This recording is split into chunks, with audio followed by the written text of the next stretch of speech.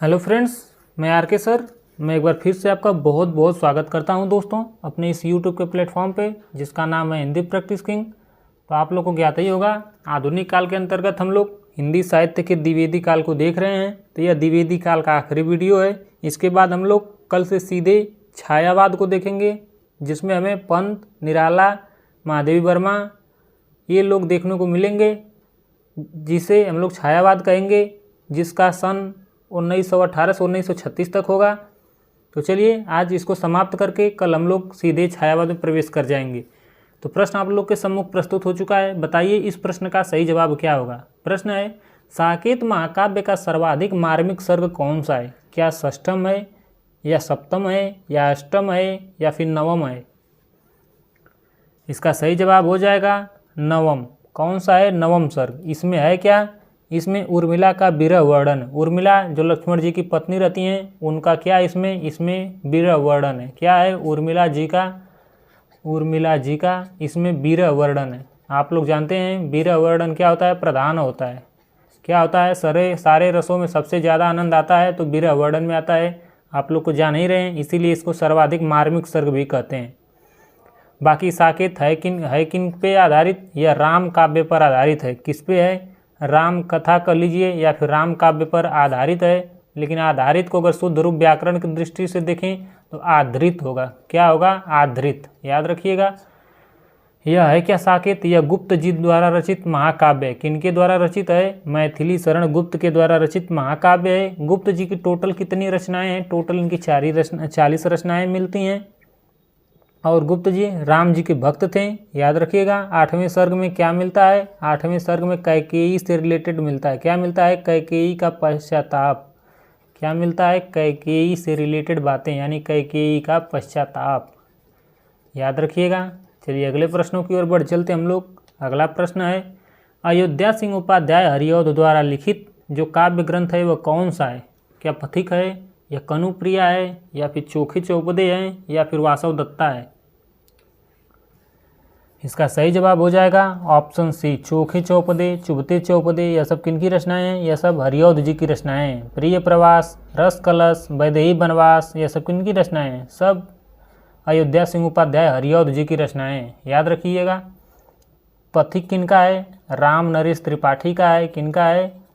पथिक, मिलन, यह सब किनका है? राम नरेश त्रिपाठी जी का है। याद रखिएगा। कनुप्रिया किनका है? यह धर्मवीर भारती का है। किनका है? हम लोग आगे पढ़ेंगे।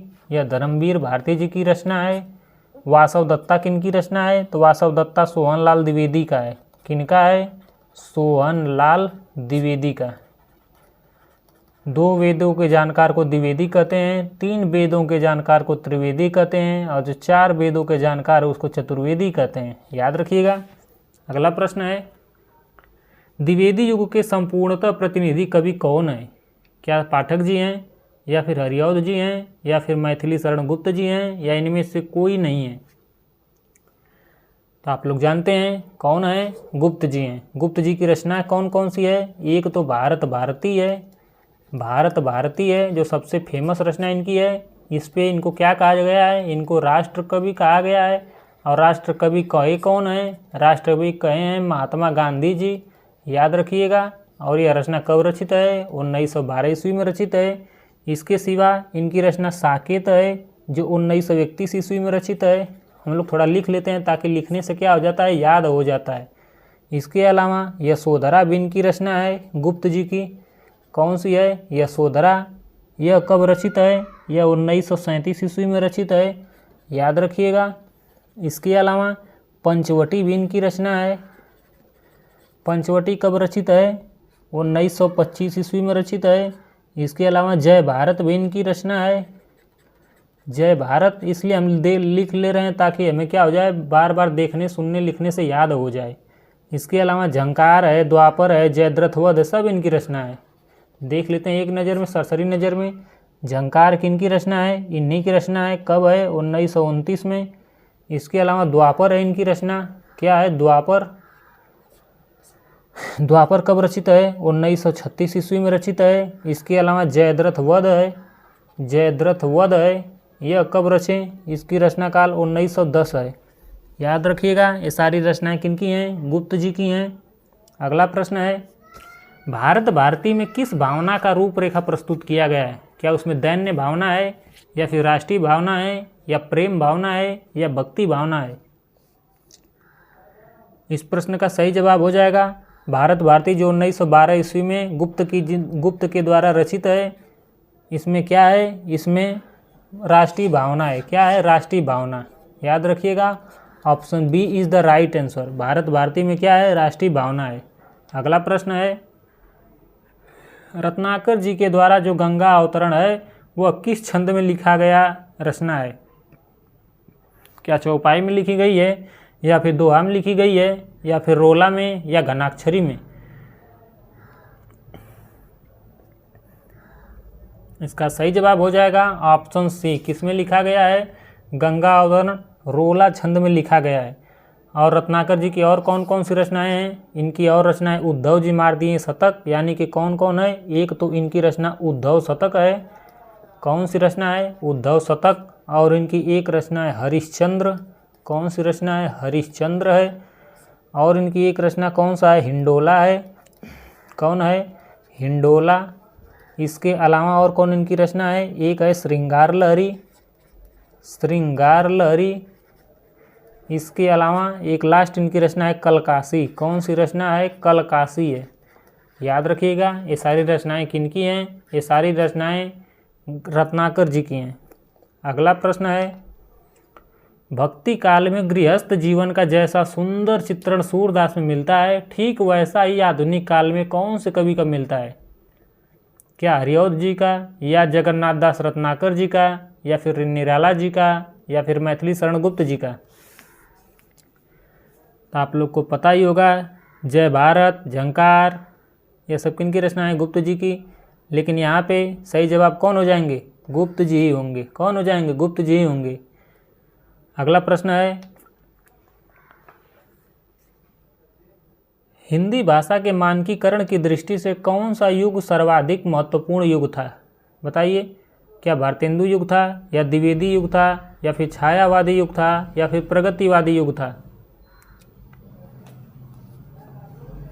यहाँ पे दिया गया है हिंदी भाषा के मानकीकृत, यानी कि जिसमें व्याकरण वगैरह का क्या है? प्रस्तुतिकरण किया गया हो, जो व्याकरण सम्मत यानी कि खड़ी बोली का जिसमें ज़्यादा से ज़्यादा प्रयोग हुआ है, तो वह कौन सा युग हो जाएगा? वह द्विवेदी युग है। महावीर प्रसाद द्विवेदी ने क्या किया? खड़ी बोली को प्रतिष्ठित किया, आप लोग जानते ही हैं। और वो उन्होंने खड़ी बोली को सबसे ज़्यादा प्रस्तुत करने का श्रेय किन में जाता है? तो उनके द्वारा रचित सरस्वती पत्रिका में जाता है, और हिंदू पत्रिका में भी। लेकिन सरस्वती पत्रिका के संपादक कौन थे? तो महावीर प्रसाद द्विवेदी हैं। आप लोग जानते हैं सरस्वती पत्रिका द्विवेदी युग से संबंधित है। और द्विवेदी जी वर्तनी शुद्धता, उचित शब्दों का प्रयोग, विराम चिन्हों का प्रयोग, इस पर क्या किया? एकदम विशेष जोर दिए। इसीलिए भारतेंदु युग को नवजागरण काल भी कहा जाता है, और द्विवेदी युग को सुधार काल कहा जाता है। क्या कहा जाता है? सुधार काल। याद रखिएगा। अगला प्रश्न है, किसान के रचनाकार कौन है? क्या मैथिली शरण गुप्त हैं, या निराला जी हैं, या हरिऔध जी हैं, या फिर प्रसाद जी हैं? इसका सही जवाब हो जाएगा गुप्त जी हैं। कौन है? गुप्त जी हैं। किस रचना? किसान रचनाकार। कौन? किसान नामक जो रचना रचें, वो कौन रचें? मैथिली शरण गुप्त जी रचें। इन्होंने और कौन कौन सी रचना रचें किसान के अलावा? रंग में भंग, जयद्रथ वध, विकट भट्ट, प्लासी का युद्ध, गुरुकुल, साकेत, पंचवटी, सिद्धराज, यशोधरा, यह सब रचनाएं किनकी हैं? गुप्त जी की हैं। याद रखिएगा। बाकी भारत भारती, जयद्रथ वध, झंकार, यशोधरा, जय भारत, विष्णुप्रिया, अनग, ये भी रचनाएं किनकी हैं? गुप्त जी की ही हैं। याद रखिएगा। अगला प्रश्न है, साकेत में कितने सर्ग हैं? 15, 11, 12 या 7? तो आप लोग मैं कई बार बता चुका हूँ, साकेत में कितने सर्ग हैं? 12 सर्ग हैं। कितने सर्ग हैं? 12 सर्ग हैं। याद रखिएगा। अगला प्रश्न है, क्षत्रिय उठो, अब तो कुयस की कालिमा को मेट दो, निज देश को जीवन सहित तन मन धन से भेंट दो। वैश्यो सुनो, व्यापार सारा मिट चुका है, देश का सब धन विदेशी हर रहे हैं, पार है क्या कलेश का। उपर्युक्त काव्य पंक्तियों के रचनाकार कौन है? क्या हरिश्चंद्र जी हैं, या फिर गुप्त जी हैं, या फिर प्रताप नारायण मिश्र जी हैं, या फिर रामधारी सिंह दिनकर जी हैं? तो आप लोग जानते हैं इसके रचनाकार कौन है, गुप्त जी हैं। कौन है, Maithili Sharan Gupt. Option B is the right answer. राष्ट्रकवि पद पर आसीन कौन है, गुप्त जी हैं, याद रखिएगा। अगला प्रश्न है, प्रिय की सुधी सी ये सरिताएं, ये कानन कांतार सुसज्जित, मैं तो नहीं किंतु मेरा हृदय किसी प्रियतम से परिचित, जिसके प्रेम पत्र आते हैं प्राय सुख संवाद सन्निहित। उपर्युक्त काव्य पंक्तियों की किस कवि की है ये पंक्तियाँ? क्या हरिऔध जी की हैं, या रामनरेश त्रिपाठी जी की हैं, या गुप्त जी की हैं, या फिर लाला भगवान दीन की हैं? तो इसका सही जवाब हो जाएगा, ये पंक्तियाँ उन्हीं की हैं जिनकी रचना मिलन, पथिक, मानसी, स्वप्न ये सब रचनाएं हैं। किनकी हैं? तो रामनरेश त्रिपाठी की हैं। किनकी हैं? रामनरेश त्रिपाठी की ये पंक्तियाँ हैं, याद रखिएगा। अगला प्रश्न है, हिंदी के मानकीकृत स्वरूप पर सबसे पहले किसने विधिवत विचार किया है? क्या महावीर प्रसाद द्विवेदी ने, या फिर भारतेंदु हरिश्चंद्र ने, या फिर राजा लक्ष्मण सिंह ने, या फिर राजा शिव प्रसाद सितारे हिंद ने?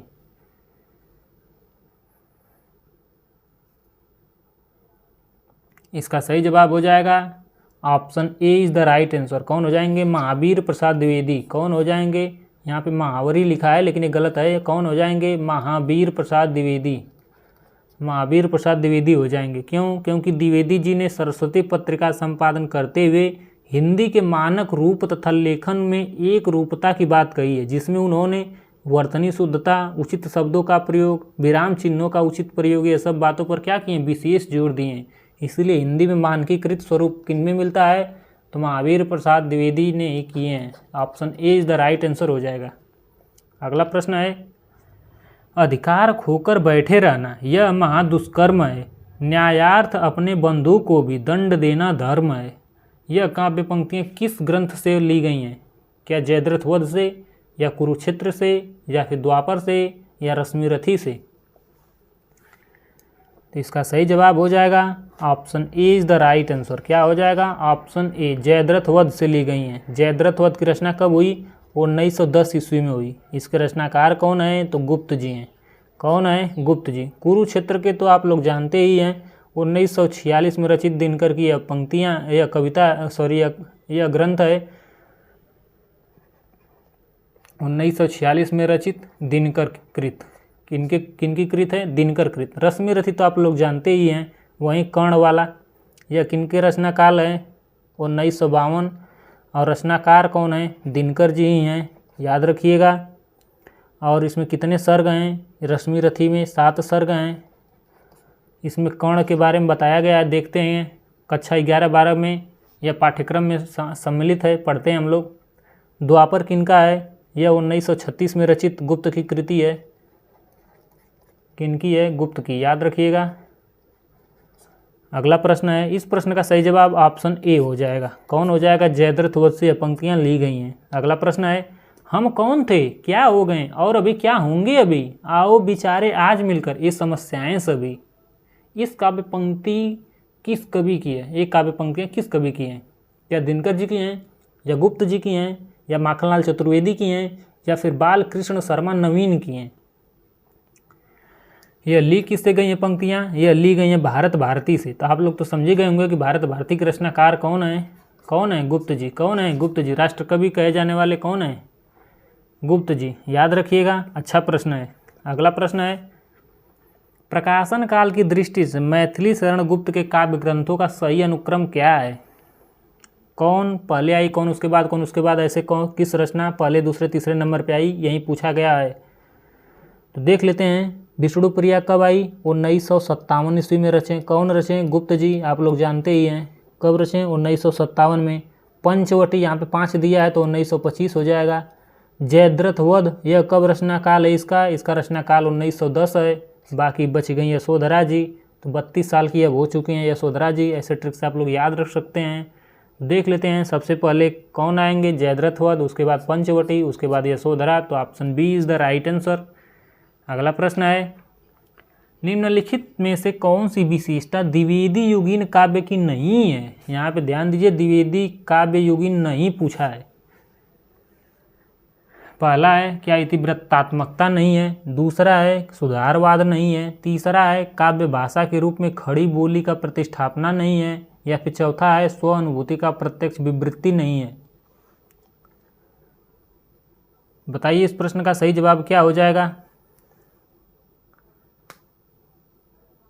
इसका सही जवाब हो जाएगा कौन एक नहीं है, तो स्व अनुभूति नहीं है। यह किसमें है, ये छायावाद का विशेषता है। स्व अनुभूति किसकी विशेषता है, छायावाद की विशेषता है। और यहाँ पे प्रत्यक्ष नहीं बल्कि अप्रत्यक्ष रूप से है, तो यही एक नहीं है। बाकी इतिवृत्तात्मकता बिल्कुल है द्विवेदी काल में। क्यों, क्योंकि किसी कथा या कहानी का क्रमवार विवरण देना ही क्या है, इतिवृत्तात्मकता कहलाता है। सुधारवाद समझे रहे हैं आप लोग, काव्य भाषा के रूप में खड़ी बोली बिल्कुल भाई महावीर प्रसाद द्विवेदी ने प्रतिष्ठापित किया है, बिल्कुल सही बात है। तो कौन एक नहीं हो जाएगा, एक नहीं होगा, वह होगा डी नंबर। कौन नहीं होगा, डी। क्यों, क्योंकि यह विशेषता किसकी है, यह विशेषता छायावाद की है, जो हम लोग कल से पढ़ेंगे। अगला प्रश्न है भारत भारती किसकी रचना है, क्या मैथिली शरण गुप्त की है, या दिनकर की है, या हरिऔध की है, या फिर मेरे प्यारे निराला जी की है। तो इसका सही जवाब हो जाएगा, आप लोग समझ ही गए होंगे, गुप्त जी। भारत भारती रचना पर इनको क्या कहा गया, इनको राष्ट्र कवि कहा गया, राष्ट्र कवि। और कौन कहें इनको राष्ट्र कवि, तो यह कहें महात्मा गांधी जी ने। याद रखिएगा, भारत भारती रचना रची कब गई, 1912 में। और हरिऔध ने प्रिय प्रवास नाम की रचना रचे, प्रिय प्रवास नाम की। इसका रचना काल कब है, 1914 है। दोनों का याद रखिएगा, अच्छा प्रश्न है। चलिए अगले प्रश्नों पर चलते हैं। अगला प्रश्न है, तो साथियों आज के लिए बस इतना ही। कैसा लग रहा है हमारा प्रैक्टिस सेशन, अगर आप लोग को अच्छा लग रहा हो, हेल्पफुल लग रहा हो, तो लाइक शेयर एंड सब्सक्राइब करना ना भूलिएगा दोस्तों। चलिए कल से हम लोग प्रारंभ करेंगे छायावाद, जिसको राष्ट्रीय सांस्कृतिक चेतना भी कह सकते हैं, या फिर इसी को हालावाद भी कह सकते हैं। तो चलिए आज के लिए बस इतना ही, कल फिर मिलते हैं एक नए टॉपिक के साथ, नए जोश उमंग उत्साह के साथ। तो आज के लिए बस इतना ही, अपने आर के सर को इजाज़त दे दीजिए दोस्तों, धन्यवाद।